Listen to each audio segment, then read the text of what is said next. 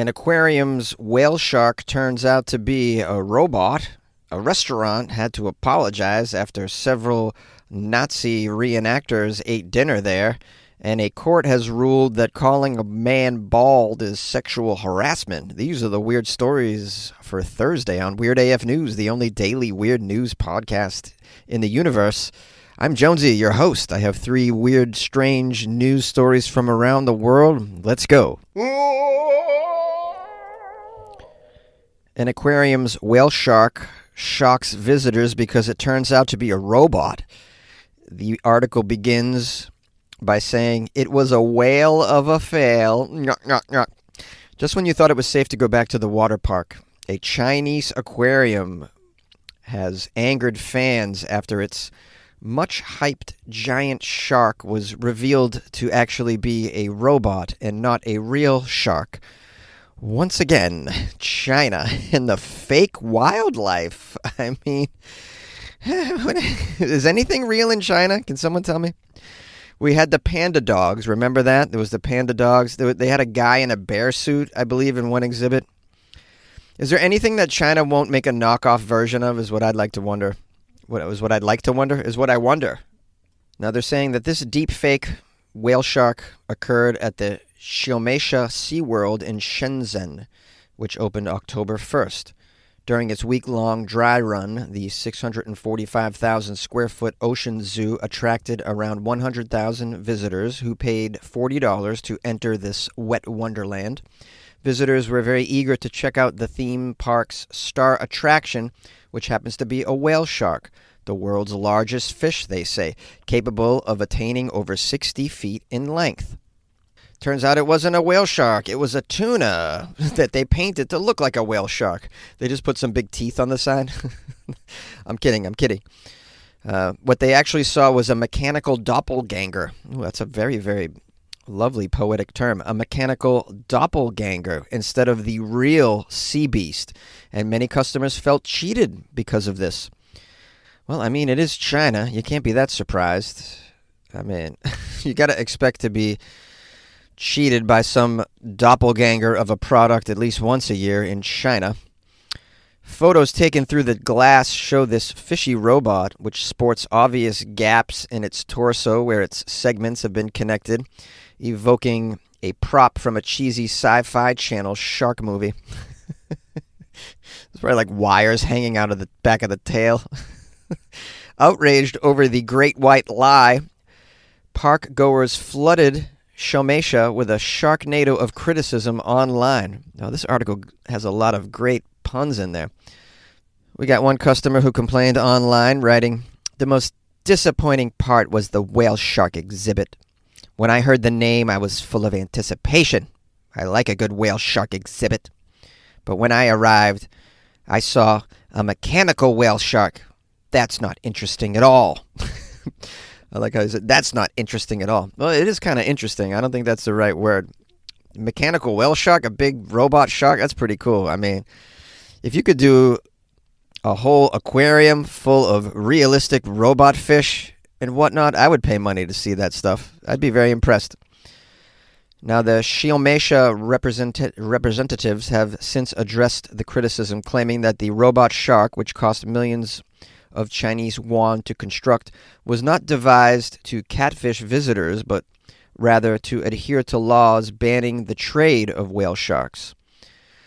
Okay, so they're not allowed to have a real whale shark, but the problem is they said they had a whale shark. In the promo material, they may have left out the word robot. It's probably what's going on, and in that case, it is a bit of a ruse. The article ends by mentioning multiple animal parks in China have come under fire earlier this year for spray painting dogs to look like pandas because they didn't have the actual animals. Of course, I covered that story, and it seems like we're getting more of these every year in China, and they're getting more and more sophisticated and more high-tech with their fakery, it seems. I have a suggestion for China.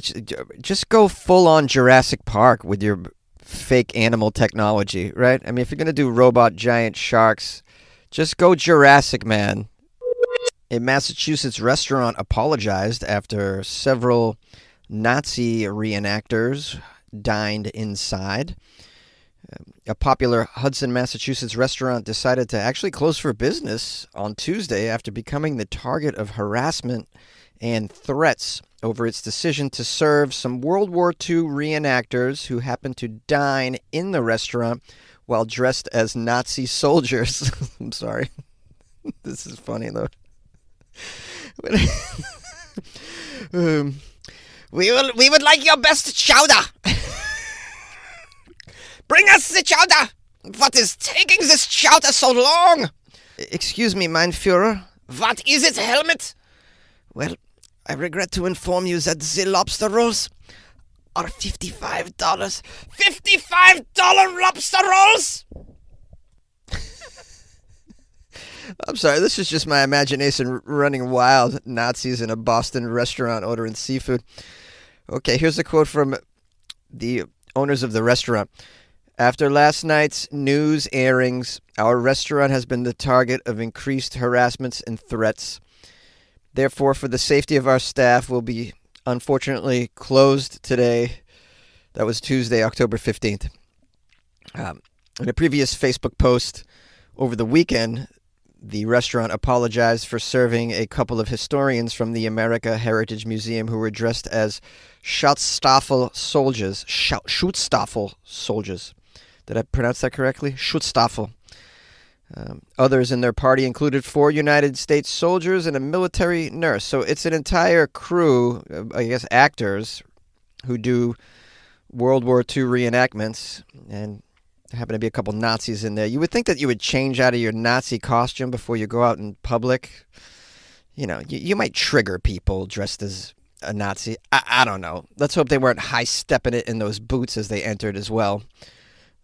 The restaurant reported that the table of 8 actors showed up in their costumes, and in hindsight, the restaurant should have asked them to change before being seated.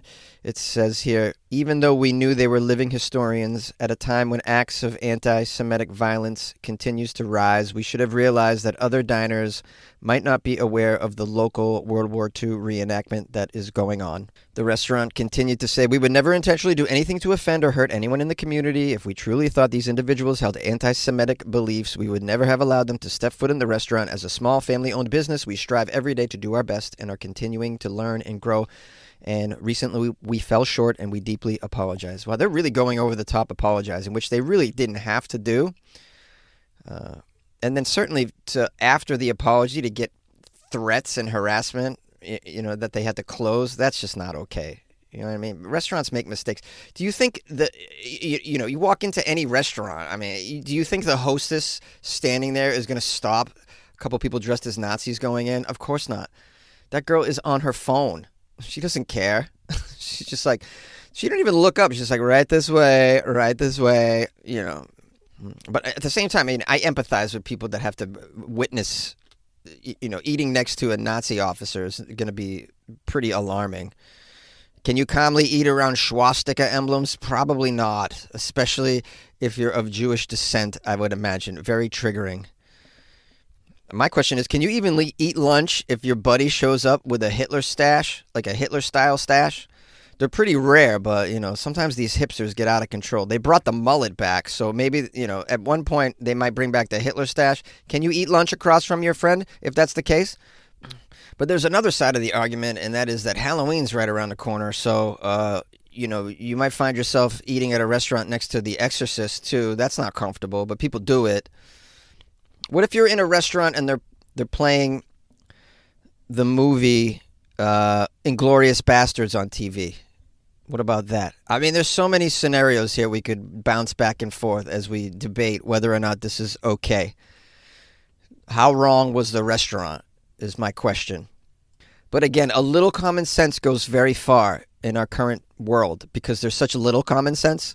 So just a little bit is enough. So like if they had just put a jacket over their outfit, if they just kind of changed a little bit, maybe keep the pants and the boots, but change your shirt, put a hoodie on. Like you could have made little changes so that then this would have never been an issue, and those are the actions that you have to applaud these days. Little actions of reasonableness because they're so rare. Now, they interviewed a trustee at the American Heritage Museum, which was having the World War II reenactments, apparently, who This guy Gary says that there are protocols on where and how to present the outfits, and they should be taken off or covered after all performances. Moving forward, all reenactors will receive paperwork with the costume protocols, which they will have to sign to show that they understand all of the rules, especially those regarding their costumes.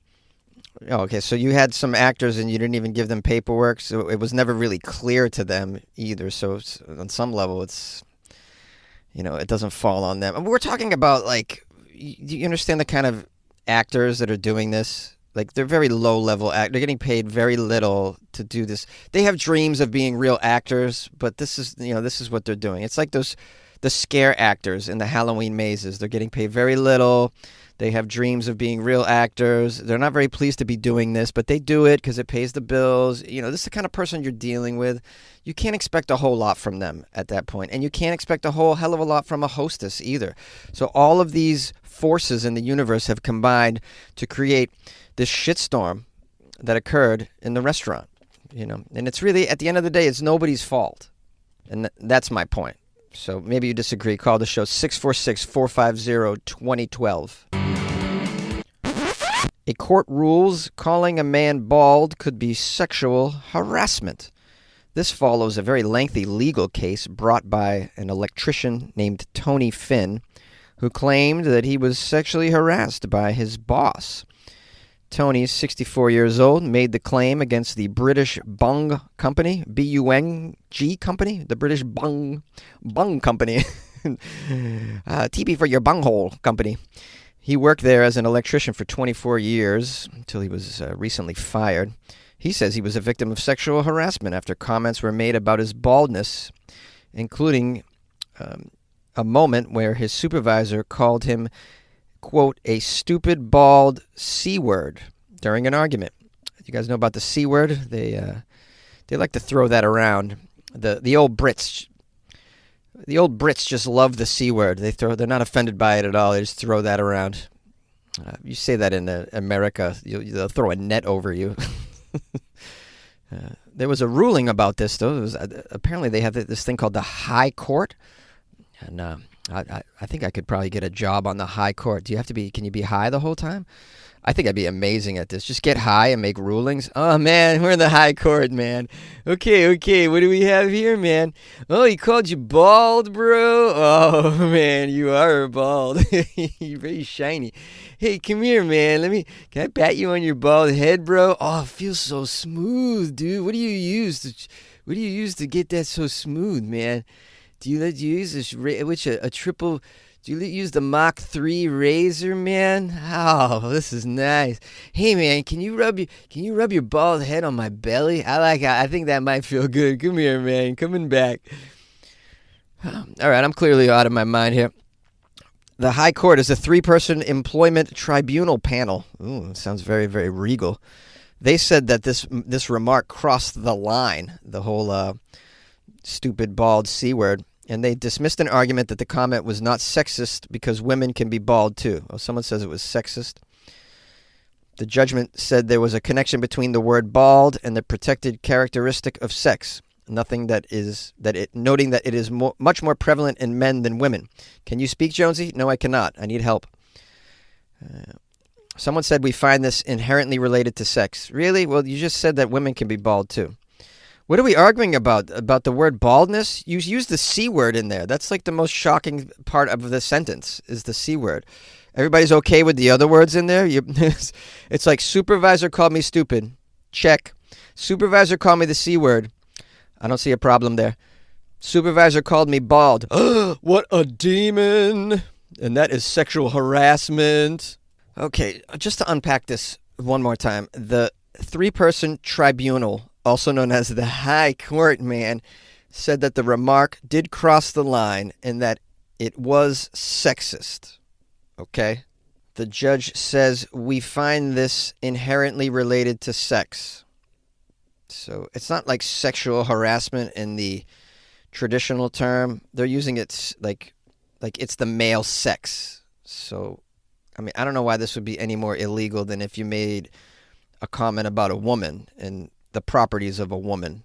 So, I mean, But again, the C word is being thrown around here. Like, what? Everybody seems to be so casual about the C word over there. It's a very shocking word, man. It's like a gut punch, man. You call a woman that over here in the States, bro, you better have health insurance and a fine lawyer. I'm not talking about that sweet James guy. I'm talking about a real lawyer. I guess at the end of the day, people just shouldn't be commenting on other people's bodies at the workplace, I suppose. That's what we could say about this. Whether it's your baldness, whether it's your largeness, whether it's your smallness. And let me tell you something, as a small person, people need to step up and defend us, because it seems to be totally acceptable to, when somebody's small, to just say, "Oh yeah, you're so little. Look at the little guy." You know, they just say that. We've all agreed we're not going to say anything about the oversized people. We just pretend that they're even not. We pretend that they're not oversized. They come over to our barbecue. We're like, "Hey, would you like some hummus and celery as a snack?" We're like, this guy doesn't eat hummus and celery. He's 350 lbs, bro. But no, you got to be like, "Oh no, I don't see shapes. I don't see shapes. I don't see sizes. I don't see large. I just see a person. That's all I see." Okay. But like a short guy like me, man, it's no problem. It's like, yeah, I'm a little tired of it myself. But then again, yeah, that's the price I have to pay for being so damn cute. The article doesn't mention whether or not this guy has won the lawsuit. It just says that he started the lawsuit. So I guess we'll have to wait and see. I'm on the edge of my seat to find out if this stupid bald C is going to win his case.